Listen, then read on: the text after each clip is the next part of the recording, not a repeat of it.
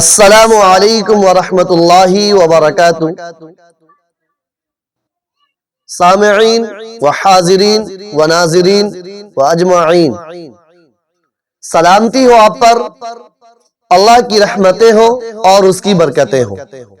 औकात मकरूहा, जिन जिन औकात में फर्ज, नफल, वाजिब नमाज अदा नहीं कर सकते, ऐसे ही सजदा तिलावत भी अदा नहीं कर सकते, नमाज जनाजा भी नहीं पढ़ सकते, सजदा शुक्र भी अदा नहीं कर सकते, तहियतुल वजू भी नहीं पढ़ सकते, दाखिलुल मस्जिद भी नहीं पढ़ सकते।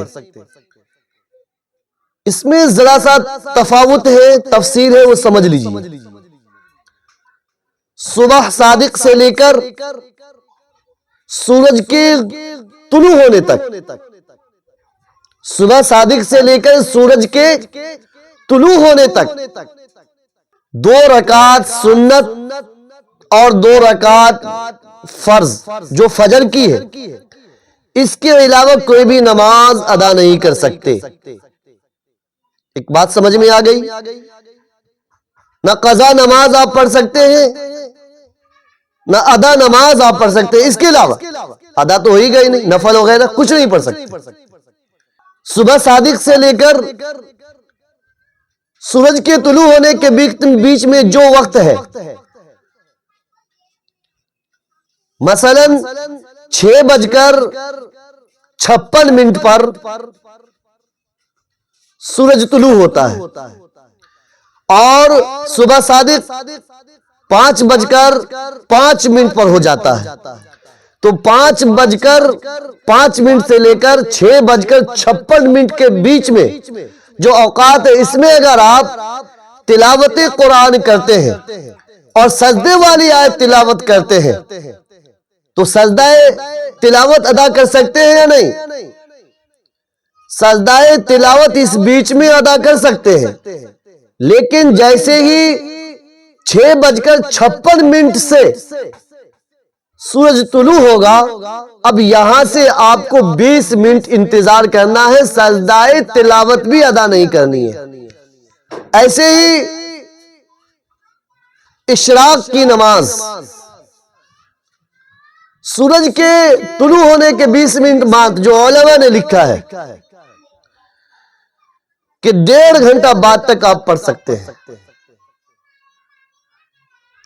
पढ़ तो सकते हैं जवाल तक। इशराक की नमाज सूरज के तुलू होने के 20 मिनट बाद के बाद से लेकर जवाल तक पढ़ सकते हैं। चाश्त की नमाज सूरज के तुलू होने के 1.5 घंटा बाद से लेकर जवाल तक पढ़ सकते हैं। खत्म होने का दोनों का वक्त एक है, शुरू होने में थोड़ा सा तफावत है, 1.5 घंटा का आगे पीछे है। जवाल कहते हैं किसे? जवाल कहते हैं असल में सूरज का ढल जाना। जिस वक्त भी आए नहीं सूरज सामने होता है, बीच आसमान में होता है, इस वक्त में नमाज पढ़ना मना है। और ये वक्त सिर्फ 2 मिनट 35 सेकंड का होता है।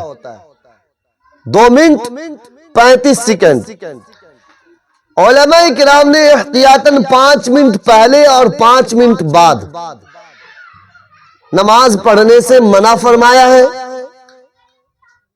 कोई भी नफल नमाज आप अदा नहीं कर सकते।